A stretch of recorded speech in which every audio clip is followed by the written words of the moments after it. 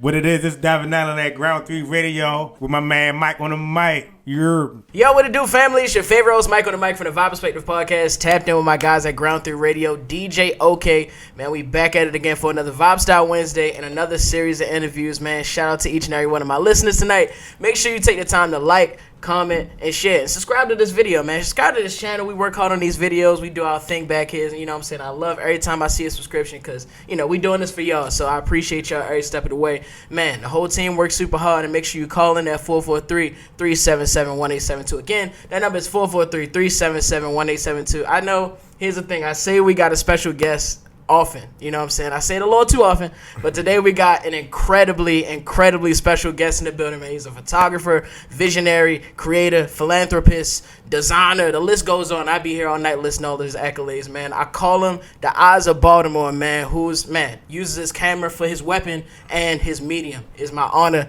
It's my pleasure to be sitting across the table from this guy, man. We got DVNLLN in the building. What up, bro? What up? Thanks for having me, champ. Absolutely, man. It's an honor, you know what I'm saying? I'm glad to be here with you, man. To all my listeners who want to learn more about his work, learn some of the things he got going on, make sure you go at to buy DVNLLN. That is at BYDVNLLN on IG as we go through the interview so you can match the work to the man himself, man. I'm just glad we got this to happen. You know what I mean? No, thanks for having me. No doubt. For sure. No doubt. And, you know, I got to start from the beginning like I do everybody that, you know, I respect and I sit across from. You know, but before I even get there, I need to ask you, like, how are you doing? You know, how's your mental health these days? How's everything going with you? Yeah, it's going good. It's going good. You know, like, you know, as an artist, anybody that's an artist or have a passion for anything they want to succeed in, you know, the joint is an emotional roller coaster. So some days are better than other days. You know, a lot of times, you know, we wear masks, you know, but like for me, you know, as of late, going into the new year, been kind of tough, but, you know, I've been able to, you know, push through it, and you know, being from Baltimore is it's tough anyway. You gotta deal with everything else. But I could say, like, as far as an artist, where I'm at right now, I'm in a really good space, transformative. So you know, I'm like one of them people that's like, when I become stagnant, I'm like, nah, I don't like this. I'm getting too comfortable. But I've been forced to move outside the box and do a lot of different things. So I'm like, I'm in a good space. Yeah, that's good to hear. I'm the same way. I can't be stagnant for too long. I can't stay in the same spot for too long because I gotta make something shake. I gotta start doing something, you know. So I definitely feel you, you know. And like I said, we got to start from the beginning, you know what I'm saying? West Baltimore, you know what I'm saying? Family originally from North Carolina. Yep, grandma. Yeah, my grandmother came up. And with her family, when she was like, I believe, like 13, we got a big family where they was all migrating up. So it's like some people stopped, like in West Baltimore, you know, like originally like Sandtown and everything. And then I had another side of the family, you know, stopping like the Woodlawn area. And then like the rest of the family went to New Jersey. And then like the rest of the family went to, you know, New York. I got family in some weird places. Like I'm still meeting cousins. So like my grandmother was I was one of them kids. Like my mom would always go back to North Carolina. My uncle would always go back to North Carolina. And then like you know, always went back. And I got a chance to take my daughter.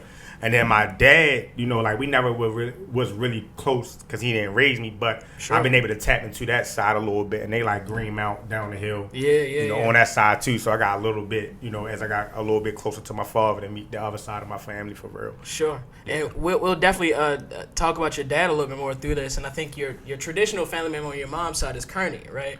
Good, no, yo, the crazy part, so it's like Kearney, right, and then my grandmother married a Green. Right? So then, boom, then my mother married a Kearney from up Park Heights. So then her name went back to Kearney. But I'm an Allen, though. Right, exactly, You know, so it'd be so funny because I done met, like, a couple people at funerals because my father dragged me to like a funeral or something. And I don't really know that side of the family. They be like, I was looking like, I know, was I in your DM at one point? The whole time, it's like a distant cousin. I was like, yo, that's crazy. That's crazy. Yeah, Baltimore too small. Too small, yo. And you know, Baltimore, yo, when I was like looking up and like doing research and learning, there's a lot of incest in Baltimore. Yeah, no, for from real. Way back in the day. Way back, you know. Slavery time. Do your Googles, for sure. Do your family tree. Oh, God, because you never know. You never know.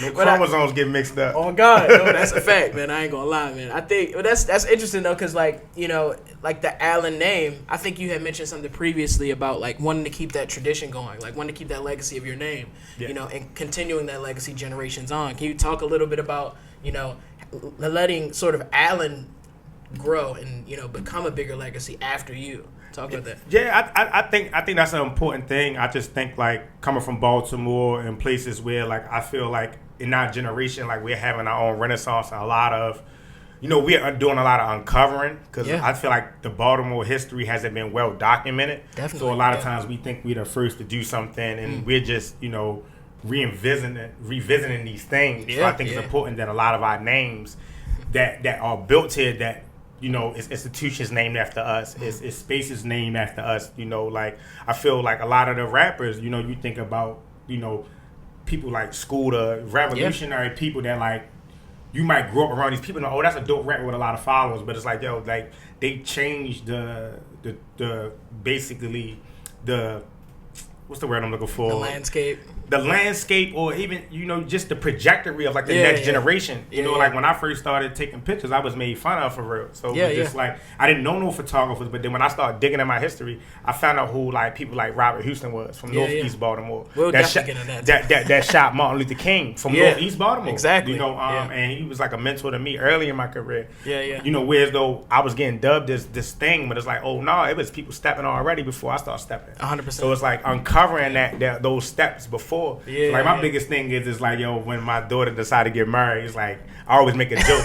She gonna tell her husband like, man, my name Adam. You won't even have to take my name or hyphen right? The joint. Like even my mother when she remarried after my father, like she hyphenated her name. My mother's last name Allen Kearney. So when she write it in my books or she get a shout out, hey Allen Kearney, Gail Allen Kearney. I don't put the hyphen on for me, but if she is something with my little sister, she might got the hyphen. That's dope, man. That's dope. I think that's important too. It's gonna be a billion gems we're gonna pull out this interview, but that's absolutely correct. I think we often don't take the time to think about the fact that we do have to put our names on these institutions and keep these legacies going, because we are like you mentioned in the Renaissance. We're making a lot of these changes happen right now, and I want to talk about being artsy as a kid, because I think you had sketched when you was a kid, like you was watching anime, like watching Dragon Ball Z. You know what I'm saying, and you got picked on because of sort of that artsy side of you early on. So tell me about being artsy as a kid. Yeah, I was blessed like whereas though my mom really embraced me on any level wherever I was at, even in some of the negative growth in me where I was doing, in the streets and stuff like that. She was still there for that. Yeah. But I like growing up, it was like, I was in the Pokemon cards, Dragon Ball Z, and this and that and the third. A lot of my peers wasn't into that, so I got picked on for being different. And what I had to realize that a lot of my friends, now that I got older, me and my mom, we had these conversations. Like, I used to be happy my homeboys was allowed over the crib every day. The whole time, some of my friends wasn't living in the best situations, and I didn't know because my mom used to break up back for me and my little sister, even though my father was around. And I had a cool stepfather. And my grandmother was super active, and so was my uncle. My uncle, when I was younger, before he had his kids, I was his son. So, and I had a good family structure. So, like, where a lot of my homeboys, they was growing up way faster than me. Yeah. So, like, I didn't realize that because you just like, my homeboys are, losing their virginity. Like, I got my first body, right.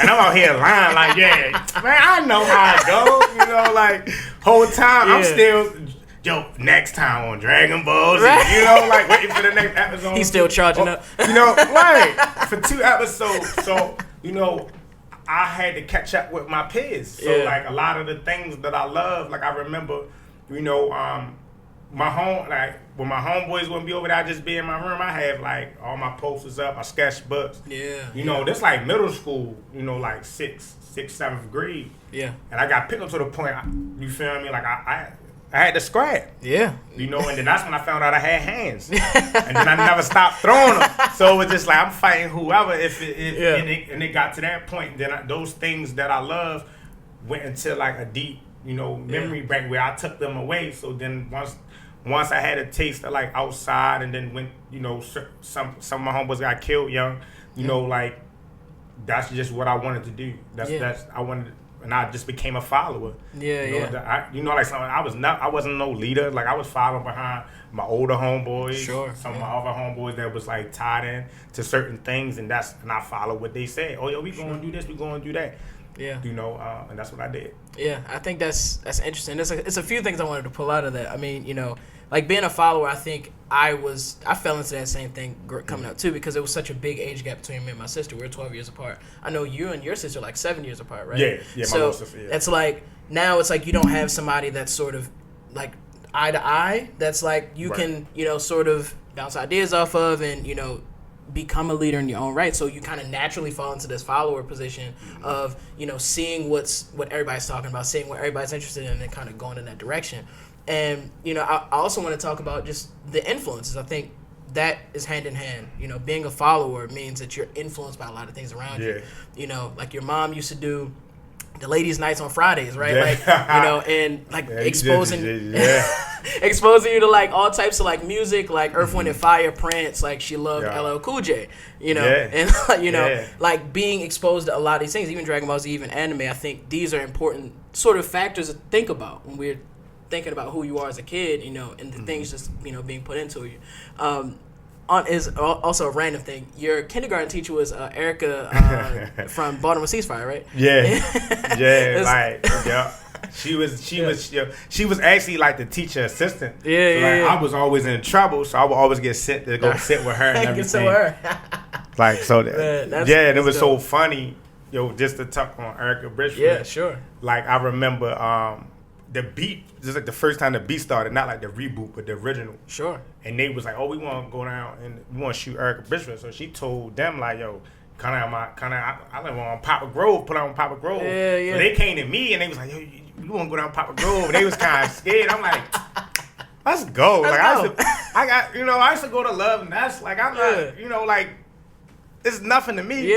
We go down there and she get out the car and I'm looking at it, and then of course, she was don't have the arm. So as soon as I seen her, I looked at her, but I was like, that's Miss Thomas. So I looked at her like, Miss Thomas, and she looked at me. She was like, how I know you? I'm like, it's Devin from Rosa Park St. Ambrose. Out Park Heights.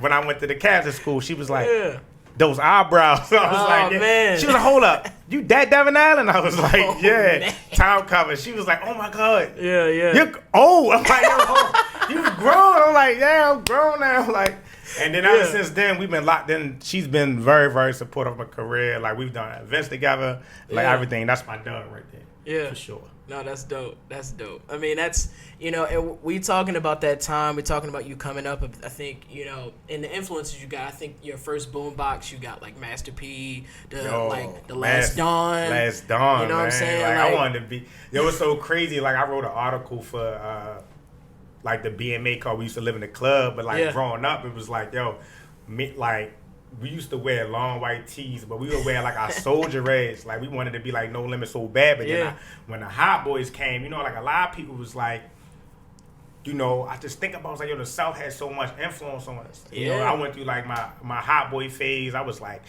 everybody was like, I want to be like Wayne, and I was like the only one. I want to be like BG, Like, and then I went through like my little Diplomats phase. Everybody over East was like, dudes over East, like, I'm Purple City. Like, my homeboy from over East that went to school was like, yeah, we Purple City over East and all that. And I'm like, yo, like wearing the bandanas. Everybody wanted to be like Jewels at one point. You was wearing we went through our jersey phase. Fabulous was the freshest ever. Like, crazy. We went through so many phases. Like, I think the South had the biggest influence on me, because like when I got my first tip, like I said, it was Master P, and then I was a big fan of like Theme C Murder. This is like where like, I can go. I'm going to like Camelot, FYE, wherever. Getting my CDs. Like I remember one of the first CDs I purchased like on my own, because my mom was Patty. She used to go to Walmart and get the clean version. So I tried. Come on, yo. I got no cuss words though. They be like, oh, that's 150G. I'm like, yo, why I sound like this? Like all the cuss words gone.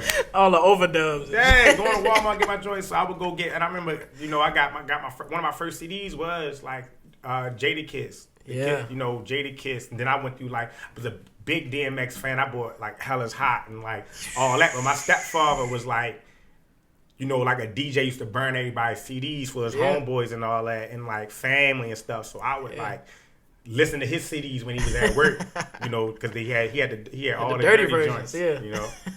And that's crazy. No, I think that's important too, because you mentioned, you know, South had a big influence on Baltimore, and I think like a lot of these artists did, right? Like a lot of these artists really shaped how we saw not just ourselves, but like the environment we lived in, you know, and these artists were talking for us a lot of times, you know. It's funny you mentioned BG. I just had T Savage up here. She did she did the BG the On Deck remix. Crazy, by the way. Fire. That record is insane. But, you know, I want to sort of fast forward a little bit.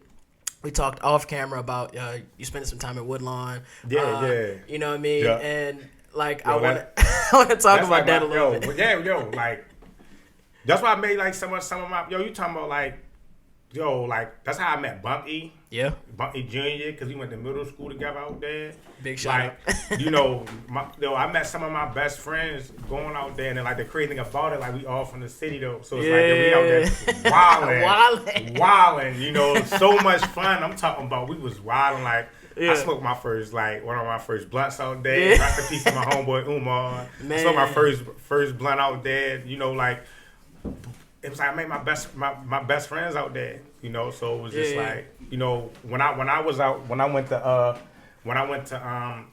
Woodlawn, you know, Kevin Lyles just had put all the money in Woodlawn, so we had like a whole new branch.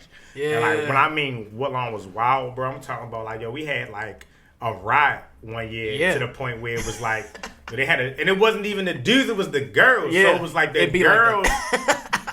Like they was like they was so much wild and like like everybody got put out. Yeah. You know, I ended up going to like my zone. I ended up at Forest Park, right? Yeah. Like it's like my homeboy went to ended up at Southwestern because we was fighting. I'm just like like. But we had a time, man. Like, it's so funny because going to Woodlawn, everybody asked me like, "Yo, you know about the murder when the lady got?" Man. I'm like, man, that was before I was born. I found out about that as a full adult. Literally. When I became I listened to true crimes a lot. Yeah. But I don't listen to like odd crimes. I be feeling like, oh, you know, so and so shot him. I be like on the ID channel like.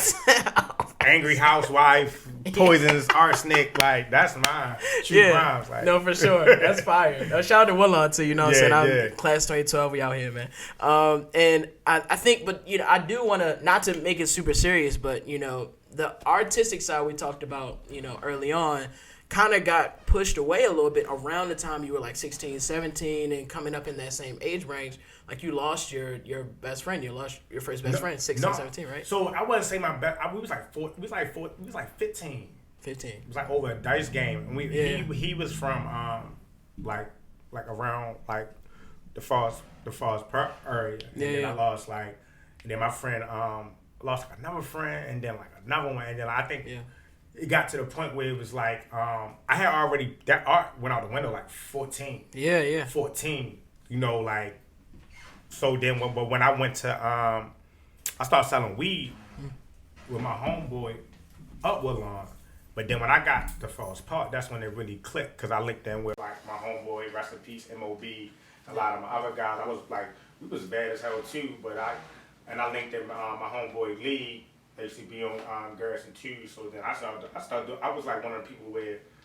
I hung with a lot of different people, but I've always been like a solo type person. So I got like my clique. I got like a clique of friends over here, clique of friends over here. But it's like, I'm cool being alone. Like, you know, like some people always gotta be with people. I don't need that.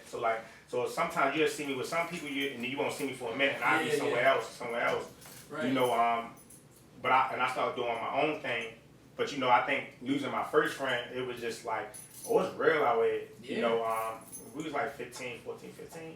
But then it really hit when you get, like, then it's just like, you know, you get your little t-shirt, airbrush t-shirt, whatever. Yeah. But then it's like, another one, and then another one. And that's when you realize, that's when I started realizing, and then, like, it got to the point where a lot of the beef started getting real, too, where we used to fight all the time, but now people getting hit with bats, people getting stabbed, like, people getting really banged, like, you know, and they get to and it's like, all right, we outside now. Yeah. You know, and it's like, I'm hanging with older dudes, you know, so like by the time I hit like 16, I probably lost like 16, 17. Coming out of high school, I lost like 4 friends. Yeah. But then it got worse because then like once we was on our way out of high school, we start wilding even more. Yeah. You know, like, so. Yeah, I think that's important too, because, you know, one of the things I do on the show is, you know, we end up having a lot of like hip hop artists, a lot of rappers, and I try to, you know, bridge the gap between like the music and the person. Like I try to always humanize the person that's behind the lyrics, because I think it's so often that the biggest thing you see is the lyrics, the records, the bangers, the joints, but you don't get to actually know the person who has the dreams, who has the family, who has the kids, who has the goals, you know. And it's important to know, especially people who aren't from Baltimore who are watching this and listening to this, that, you know, it does naturally pull you into that. You know, the city naturally pulls you into this thing of survival.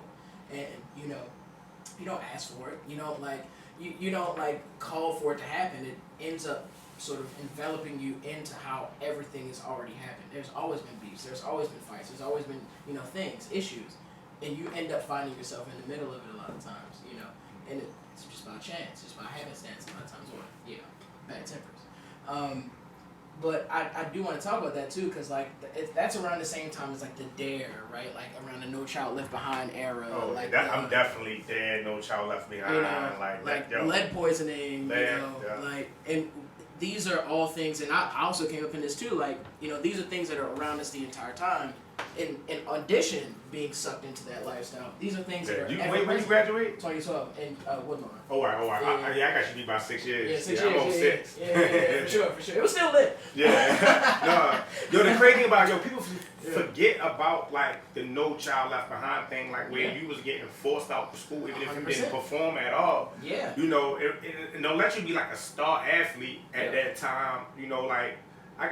They was literally forcing you out of school when you should have been held back. Yes. They're not telling you, go to night school or you go to summer school. They literally send, and then going to city and county schools, I saw the difference. The fact that like, it's like, in the county, it's like, you got classes like EPI that's teaching you how to balance your checkbook. Yep. What a 410K is and all this other stuff. In the city, you still doing wood shop like it's like you don't there making bird houses or something. Oh God, yeah, stuff you would never. You know, like and the things when I talk to my mom, it's like how they talk about like how all these like how Carver was like how they really gave you skills and all this different stuff, and I'm like, man, we ain't had none of that. You might have had a hair class if you was lucky, and they had a hair class at Woodlawn, but like Forest Park ain't had that. Yeah. Some schools ain't had nothing. Like they took out, like I think I wanted to class everybody was working on cars. So like you had that one class in the 12th grade when you learned that whole year, you just learned on how to like use jumper cables, hook up your car, change a flat tire, all that stuff. Yeah. You know,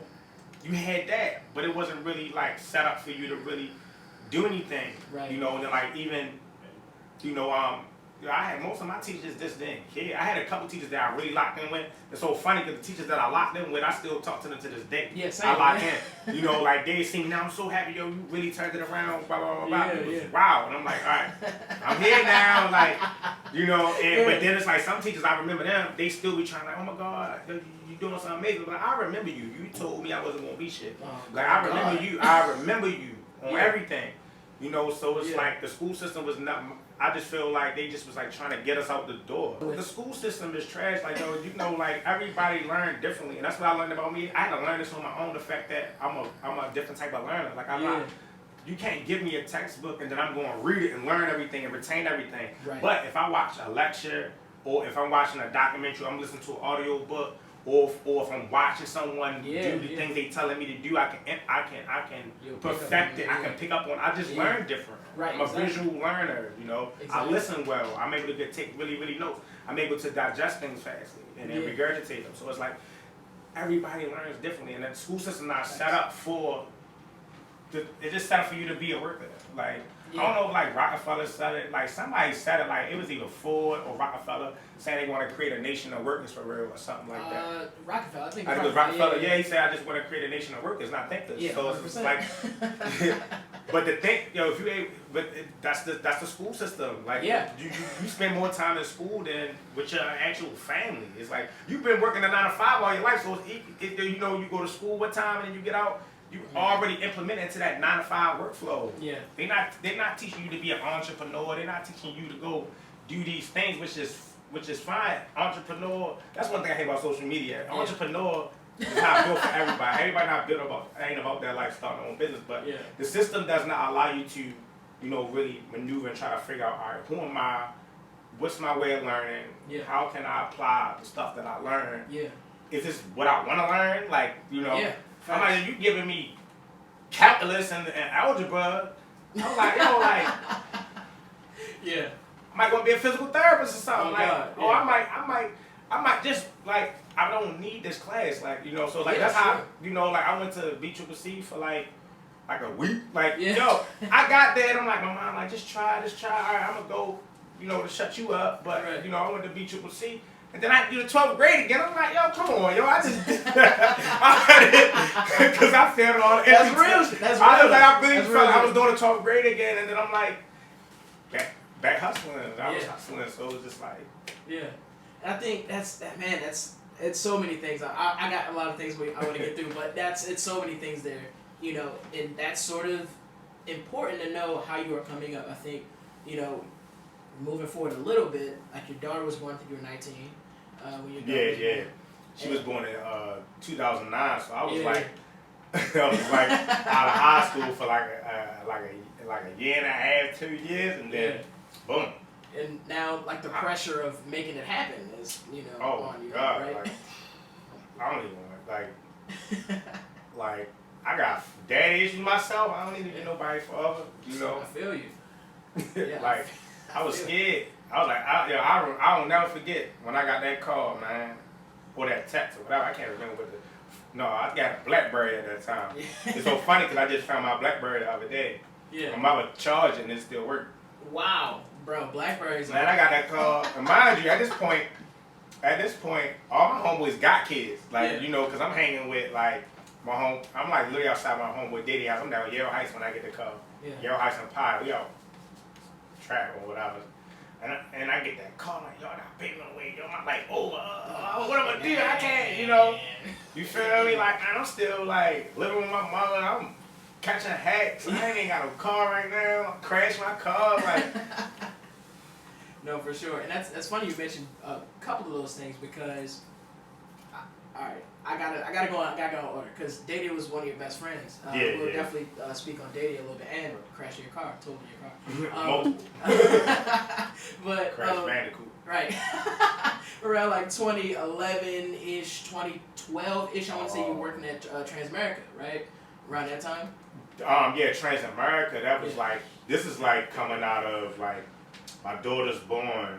Yeah. I stopped hustling around the time she was born. So I was fully, by the time she was like, born, I was already like, I ain't fooling with none of this no more because I already trying to go to jail. I really want to be there, like, I really want to be in my daughter's life. Yeah. So like I told my best friends and my homeboys, like, I'm done now. Like, y'all can have that. So I went to my mom, and it's so funny because my mom knew what I was doing the whole time.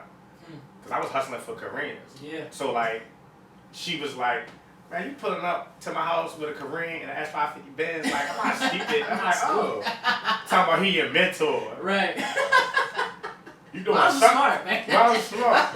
My mom, she talk all the time. She did some of the biggest brothers in the city back in the day, so, she know what it is. We talk about it now. But, she helped me get a job. That's one thing about my mom used to get. My mom was at Transamerica for a minute and had, like, when it was Aegon, which was, the building originally was Monumental Life, was down the street on Chase Street. Yeah. She worked in that building. And then she was at Aegon, and Aegon had Mount Vernon Marketplace. That was their building. So that was Aegon before they bought the Legg Mason in Transamerica. So I worked in that building first, and that was like my first like real corporate job. Like I had like little petty jobs here and there, but that was like my first corporate job where I really had to put the Steve Mattins on with the Eddie Bauer, Eddie Bauer Nautica little Lacoste polos and all that, and go to work every day. And I was punching numbers, and then I got, to the point where I got raises and stuff like that, but I was there for like 3 years before I got laid off. Yeah. I mean, it makes sense though, because you kind of hated that job. You were dying in that cubicle, right? Joe, that's how I felt. that's how I felt because it was just like this thing. All I had was a high school diploma. So, like, getting a job, man, you couldn't even, I remember trying to get a job at Foot Locker. Like, you couldn't get a job nowhere. I'm like, how you get a job at Downtown Locker Room back in the day? I'm like, my homeboy got a job at, like, Downtown Locker Room and all that. I'm like, it was so hard to get a job. I'm like, I'm going back outside, man. Right. Like, man, like, yo, kind of hair they hiring, yo. And it was like, man. And then my mom got me that job. So it was like, but it was like, it wasn't fulfilling. And I never knew. So here I am, like 20, 21. I'm like, I never knew what I wanted to do. Yeah. But like, I had a homeboy that kind of like, put that battery in my back that made me think about things differently. Yeah. Is that we're talking about Joshua Austin? Yeah. So, all right, you went to high school with him, right? So yeah, we played ball growing up as a kid. We played at like a couple rec leagues together, and then we reconnected when I got to Forest Park. Or whatever, because we used to hoop back in the day. Like it was like when we was like 13, 14. Yeah. Yo was nice. I was trash for real. I was mediocre. But he Y'all was polar opposites. He was tough though. His nickname was AI. Yo was tough. So when I got out Forest Park, whatever, and we both from like around the Garrison area, so it's just like we reconnected for real. So we got real tight in high school for real. No, for sure. And I think he like, I mentioned you guys are like polar opposites because like he was like straight A student, and Army. You was like kind of doing your own thing. Suspended. Getting caught on all the hard sweeps. Man, I know how that is, man. Man, so but that's funny too, cause we got City of Gods in the building. Shout Snack, shout out Miles. You know what I mean? Like y'all linked up on like the poetry night, the Poetry Tuesdays. I think it was like Tranquility Tuesdays. And next door to City of Gods. Yep. But in a it was a different set of places. But no, it was where City of Gods at right now. Yeah. I mean, next door is no longer what it was. Couple failed shout out to Rudy Rotisserie now. Yeah. You know what I mean? But like you were like a party promoter, right? Like around that time. Yeah, so like working in, but one thing, I grew up like I grew up with like you had like when I first started really partying, you had like my homeboy Rel, Free Rel was throwing some dope parties in the city. Yeah. Lord Deron, Popular Strangers, BJ, Larry Love. I used to party. They party too damn much, but then you had to be there. The pool parties at Park Heights, the pool parties on Rogers. So shout out to BJ, Deron, Mook, the whole Popular Strangers crew. What started off as like fly young fellas. It was we was deep. Like you talk about, it used to be me, Robbie S. Ferg, Roger G. Milk, Larry, BJ, rest with my man Keon. It was Pat from up. It was just like, it used to be like so deep when we went out. And then like we got a little bit older, and then that's when like I was like, we was all known. Like this when MySpace was jumping. So I used to code and do everybody pages. So I taught myself how to code. So I was making everybody pages, and then like I would, people would be like, yo, can you do this to my page? Put the song on my page, make me a top 20. So I knew how to code. So I was coding everybody's pages, writing the joints on everybody's page and everything. So people would hit me like, yo, Moody, because they call me Moody. Moody, do your page. I'm like, so around that time, but at that point, like we was like popular in the city from being out so much. And then I linked up with, rest in peace, my man Doodah, Mo Stacks, and Chucky. They was We On. And then eventually I started throwing parties with Jazzy, Gunna, for a little while, and then we did another party. We did Hot Boys, which was like me. Yeah. We was the Hot Boys.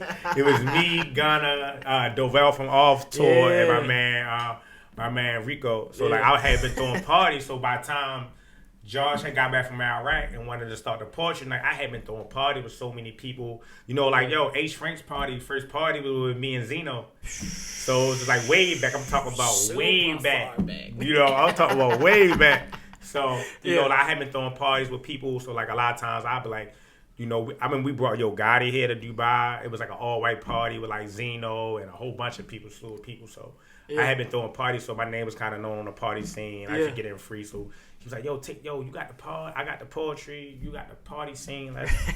Let's do Tranquility. We started Tranquility Tuesdays. And at the time, it was called Amore. Yeah. The first Tuesday it was like 5 people there, right? Like it was literally like, I'm not gonna say no names because we don't, Yeah, sure. Like his ex, his little chick, my little chick, right? And then like it was so sad because it's like it's just his chick and her 2 homegirls. Yeah. And then like one of my sneaky links and like because nobody knew we talked and like he up there saying his poem, he really killing it. He know about, he got the hand motions, all that, and I ain't know nothing about poetry, so I'm just sitting there. I'm mad because I'm like, I told this motherfucker nobody's gonna come. So after that, he was like, yo, give us some time for real. Yeah, and then eventually like 200 people started coming down. Man, like, you talking about crazy to the point where like the following week it was like 50 people. And then like we start thinking outside the box. So it was just like, we start making our own t-shirts. We had my homegirl Mo Diddy. This was back when everybody was wearing like the little Buddha braces with the situation. She sold the braces and made her own braces. So we had her selling braces. We supported. And around this time, I felt like I always been on like, since MySpace, I've been hip to different social media. So like, I didn't go. Everybody was on Facebook. I went. Instagram is starting now. No, Instagram not even started. We went straight to Twitter. Went to Twitter before Instagram, because Twitter came out first. Right. Instagram came out like 2012. This 2011. So like, I'm like, we got like take pictures and da da da da. So we taking pictures, putting them on T-shirts. We using them to promote the night. Like, we just doing different things. But the combination of having City of Gods next door, so then you got people like G Songs and Smash and all these people just chilling out front. And then Cleon filming bluffing ass niggas. And then Cleon, we got every other Tuesday. Cleon got every Wednesday. So like now all our crowds are like jamming. So like the whole block is just jumping. Period. And then you got the barbershop next door. So then you got people like Mello pulling up, and you got people like, different people pulling up. You might sell them, pulled up on the block. Literally. So you got all these people pulling up, and then on Tuesdays it got to the point where just like every other Tuesday, where we gonna be at. Right. Like we gonna pack it out. It got to the point people wasn't even listening to the poetry. We had to be like, hey, one mic, just to get it off. But then it got real cool to the point like, some of my homeboys like straight up, trappers, some murderers, would get up and say a poem. Like, oh God, can I say a poem? By all means. And do your people thing. saying poetry, it just like my homegirl saying poetry. We start bringing in live painting. All types of stuff. If I'm not mistaken, you weren't very good at poetry at all, but you wrote something, and I think when you actually performed it one time, you were stuttering the whole time. So when I first started, I was bad because Josh was just like, we splitting the money down the middle. We was charging we start off with just $5, but how you gotta do $10 for the guys, $5 for the girls, But it was so many, so many women was coming to the dudes like, man, go ahead, this 10 on a Tuesday. Right. But we bringing in 500, 600. Going crazy. We was fighting, the dude Damon, like, let's get the ball part of the bar. But he's like, we gonna keep splitting the money. He's like, all you do is promote, and then you be at the bar chilling, networking, I'll be vibing. Josh, like, I gotta go find the poets, I gotta prep the poets, I gotta say poetry, I gotta host the night. So I said my first poem. I wasn't that bad. I actually did get pretty. I joke about it all the time, but I did get good to the point like Devin Curry used to paint to my poems. You feel me? When he said a poem in my joint, and he was like, I draw whatever. So I was like, I'm gonna say poetry, you just sketch what you think. That's fine.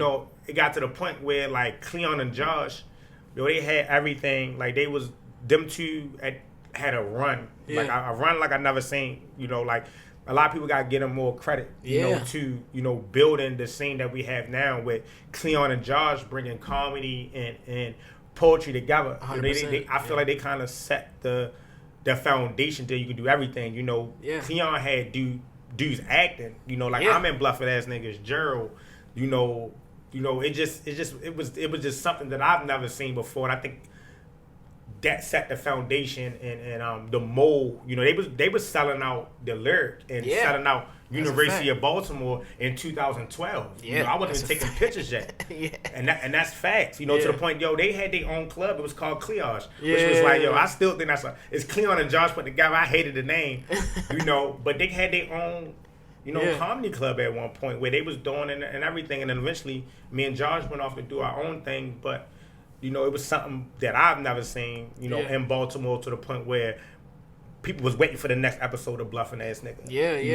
And I just think it set the tone for a lot of things that's happening in Baltimore right now. No, for sure. And I think, that was a lot of energy around that time. And like you mentioned, you were like taking, not you particularly, at first it was a girl taking pictures and putting it on the t-shirts, right? Yeah. And then you were like, you needed to return faster, so you started taking it yourself. Because my thing is like poetry wasn't my thing. I actually really got good to the point where I've gotten like some applause or whatever. I'm not no Josh. I would read off my phone.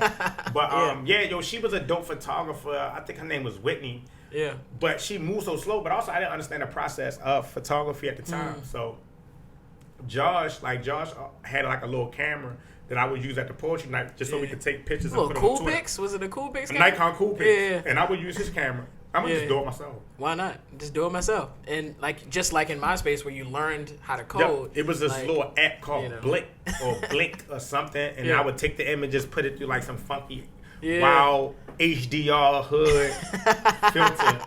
And then I would take it to this t-shirt spot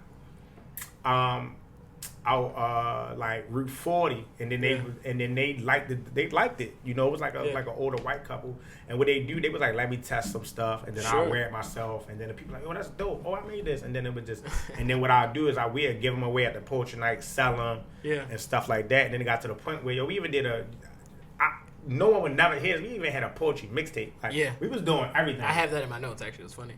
Oh my god! I swear to God, I have it right here. We really went to like the studio. We was in there like, roses are like really, yo, and then we go look. The intro was just like Ambitious Girl or something like from Wale, and then it was like, and went into Josh like Ambitious Girl, and then we based it on that. It was like. We gave them out for free. People really liked it, like we was getting love, It's we fire. was getting love. I gotta find a copy of that for my own records. I burnt them on myself. And then I burned them down myself. Nobody will ever hear these. Nope, never ever again. No, that's fire though. That's fire. I mean, and that's crazy though, because like, just being sort of ambitious, just doing things on your own, like you started to learn the craft of photography. But what I thought was interesting around that time though was that, like, unknowingly, you already had a connection to a natural photographer, which is your grandmother, who documented your whole life practically on disposable cameras. Which I thought, hit a spot with me because that's my grandmother, and that's like people in my family. These books are like this thick of family reunions, cookouts, first car here, first graduation, that all types of memories. And I just thought that was a dope moment that it was already following you, like the thing of photography is following you your whole life, and then you finally got to Josh's camera, which was the first thing that you actually had. But you ended up buying your own camera in 2013. I ain't buy. My grandmother let me use that Best Buy credit card. It was so funny because when people think about, photography is something that like when I meet a lot of like my white counterparts, peers in the field. They was like, oh, when they went to middle school, they had a dark room in their school. My granddad was in the photography. He gave me my first film camera. I was 7. Or I was in high school and I took a photography class and I've been in love with it since. So then I went to college for photography. Or they had these origin stories. And it's just like for us, it was something that was never really offered to us. I feel like I don't know any black photographers that grew up in Baltimore with a dark room in their middle school, let alone high school. Unless you went to Baltimore School of the Arts. Shout out to Joe Giordano. My God. For sure. For sure. I didn't realize that I had learned photography from her until I got like older. This is more recent that I found out that I was like, oh, my grandmother was a bit of a photographer the whole time. But it was a film that really changed my perception of photography called Through a Lens Darkly. And you touched on a little bit, but it talks about the fact that the African American history was basically not seen as American history, so it was never felt important for them to basically collect it. 100%. So a lot of the film talks about the way a lot of the the African American experience, our history is in the family album inside of the house. And I'm renovating my grandmother's house, and then just looking at pictures and not realizing that that's her behind the camera, me as a baby. My mom just sent me a picture of me shoveling snow with my uncle in front of my grandmother's house. Yeah. I'm seeing pictures from the 70s. My uncle and walking down towards Garrison, leaving out the house, her and my cousin that got killed. So it's like all the way up to my mom. I'm seeing my mom and Daisy Dukes. She like 16. I'm seeing my mom. I got my the importance of documenting these moments. And that's when I realized it was her. But my first introduction to photography was through Jaws, but it was Gordon Parks that made me fall in love with it. Yeah, and we'll talk about Gordon in a little bit. But I definitely want to just talk about sort of that first camera, and it was interesting to hear the story of the camera that you actually ended up keeping for a while was the Canon 60D, which was actually what we're recording on now, which I thought was a really poetic moment. It's so funny. Yeah, so I got I believe it was a Nikon, and I got horrible memory because I went through so many cameras, but then I go back and look at old pictures. I went back and looked at old pictures, and they got the data in there. But it was the I think it was like a D something, and then I sold it to one of who was like my mentor, my man Da Vinci Tattoos, who gave me a space to create and Basquiat, believe in me. Right? Like he's giving you gave me Basquiat, but him and Ray was giving me book gems and put me on with stuff. But I sold it to him, and then I took that money and then charged more to my grandmother Best Buy card to get the 60D. Which is crazy because I didn't have it that long, so I had it longer than the first camera. Sure. But it's I was just so infatuated by cameras at the time. gear. I actually sold that. My boy Snacks in here, but I actually sold this camera to Taylor when she was rest in peace. She was dating my homeboy OG Dutchy. Yeah. And I went. She wanted to start a vlog or something, so I went and sold the camera to her, and I took that money, and then I bought the 5D Mark III, and then the Mark II, the Mark II full frame, and that was that sparked had that for a little while. I ran through a lot of cameras at a very short period of time. Sure, But I had the Mark II, and that was my baby. That was my first full frame camera I fell in love with. Yeah, that's incredible, man. I think, and that's so crazy because, you pride yourself on being self-taught and going through thousands of YouTube videos to learn about cameras, learn about ISO, learn about aperture, learn about all of these things. And, going to, I think you said, Barnes & Nobles, and you didn't realize how expensive, the books was. So, you were just there just, going through books, and just that, I think that determination to really teach yourself, and you fell in love with it through that determination. I thought that was just, a really dope gem that a lot of people don't get to see early. They don't get to see the process of you, falling in love with the craft. They just see you at the, the high levels. And I want to keep going a little bit because we, you mentioned, sort of Da Vinci Tattoos and guys like Rags and, JR and Ace, who had the tattoo shop up North Avenue. Yeah, shout out to my man Ace. We went to Forest Park together too. That's my dad. Yeah, that's my guy. Oh, for sure. And I think, they did the hookah at night too. Hookah night, yeah. How the hell you find that? It's crazy, right? Yo, that's how I actually was making money in the beginning because I would host the hookah night and make sure me and my man Threads we would do the hookahs, set them up. But that's how I would actually make a couple dollars extra. Yeah. The hookah, man, them hookah nights, man. We used to be on North Avenue till 3 in the morning, man. We would be out there so the strippers from Norman's would come on there. Yeah. Mm-hmm. Good times. I mean, you know what I'm saying? And it's crazy too because we briefly mentioned Day, and I think around that time you were becoming more distant from your best friends because of your love for photography and hanging around other guys like Da Vinci Tattoos and Rags and them sort of exposing you to new things of art like Basquiat and these books and things, different pieces of art. And I want to briefly talk about Day because I think that story is important, to your progression. And I'll start you off because I know that I think the last time you talked to him, you actually got into a altercation with him because of how distant. Down City of Gods, where it was pretty much about the distance you were, between you and him now, because you're now in photography and everything else that it was involved in that conversation. But tell us about that story. Yeah, Day was like my big brother, and then like me and Day had mutual friends or whatever, and then when we got tapped in, we started like hustling together and stuff, and then like through Day is like how I met like Booster and my other best friend Casper. And like and my homeboy Huggy Rel, Lil Rel, free my guy, but Rel, Booster, and Day they were all like best friends before I even came around. But me and Rel, we was all hanging together, like my homeboy Devin, we was all in our own space, and then we all got cool for real. And this is like, I'm gonna say like 2008 and 9, or whatever. But me and Day really tapped in around like 2000, like really really close, like 2008 for real.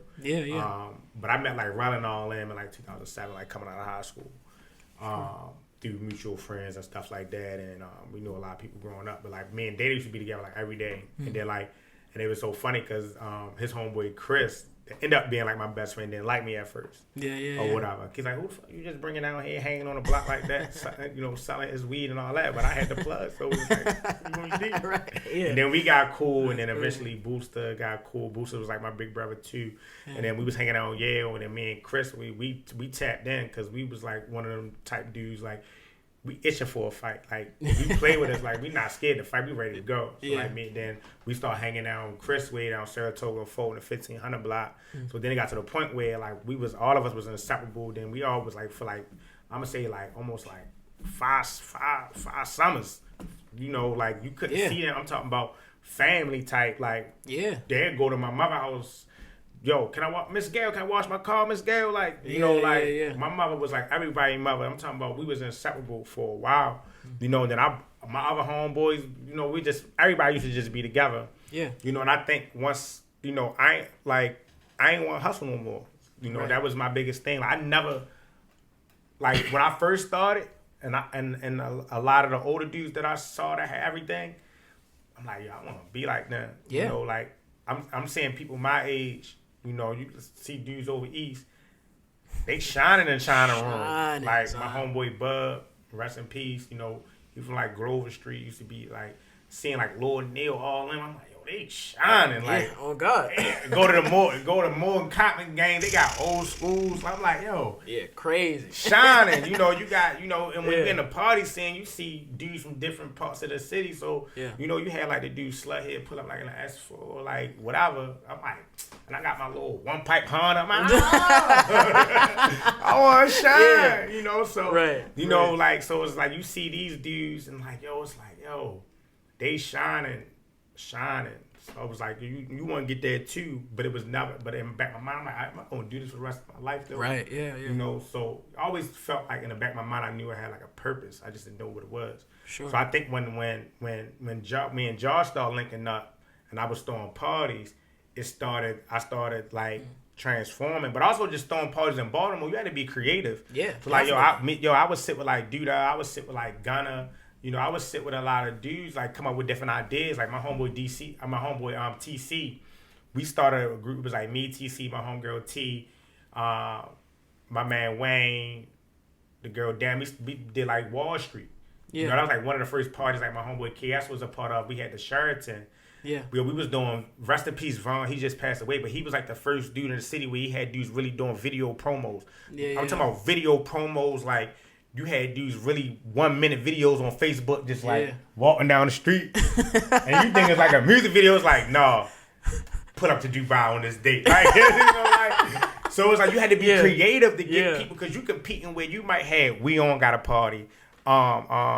Swag School might got a party. And then, Slick might got a party. You might have, it was, Jazzy Presents got a party. Flywire got a party. It's like, yo, where we going tonight? Right. It's back then with so many parties that you can hit 3 parties at one night. Or you might be like, all right, I got to go down to Guana, but then I might slide down to Dots, depending on how old you are. Or you might be like, I'm going to Palmer's, and it was Palmer's, or I'm going to Xanadu. You're like, then you got older people like, I'm going to Seabo's. Like, you got so many parties to go to.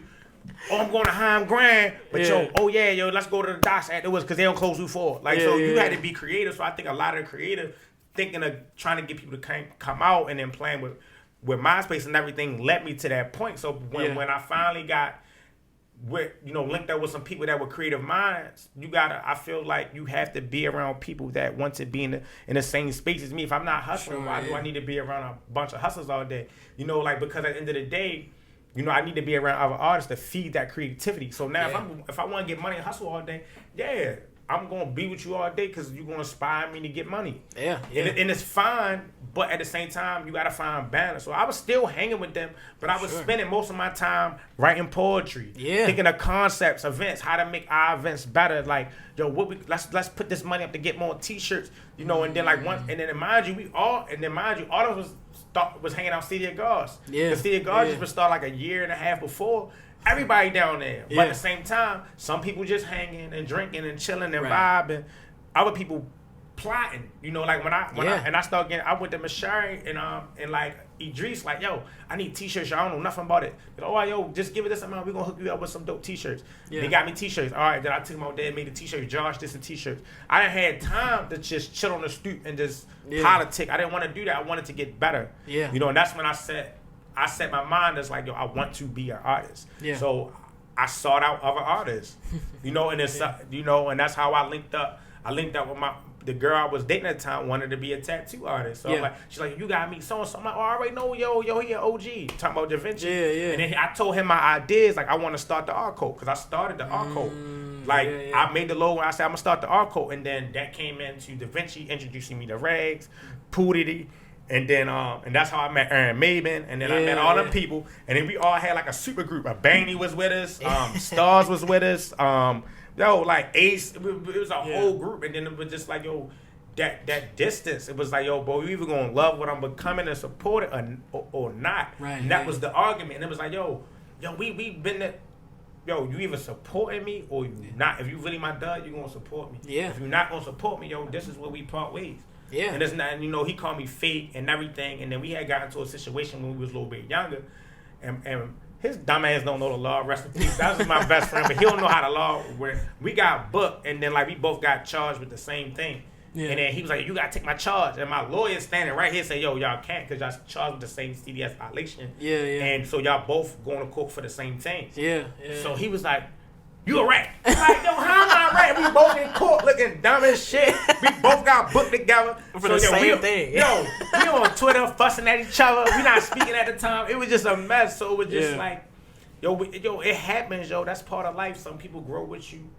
Some people outgrow you. I got friends that changed and grew with me. That I still rock with. So it's just like, the growth thing. Unfortunately, the altercation was the last time you got to see him, right? Yeah, we got into a real bad altercation. It was stupid, because it's like eventually, like he met his like second baby mom, who was like my homegirl, whatever. Sure, yeah. But the altercation was fooling with Gerald. Rest in peace, Gerald too. It's crazy. I keep saying that. We went and me, Gerald, we all go to this party out in Columbia, this house party, and so it's a toy party. So I'm like, a toy party, but it was like girls had a toy party, but it was like they wasn't like using them or nothing, but it was they was like promoting like, this is my favorite bullet, this way before the Rose. They got like them joints.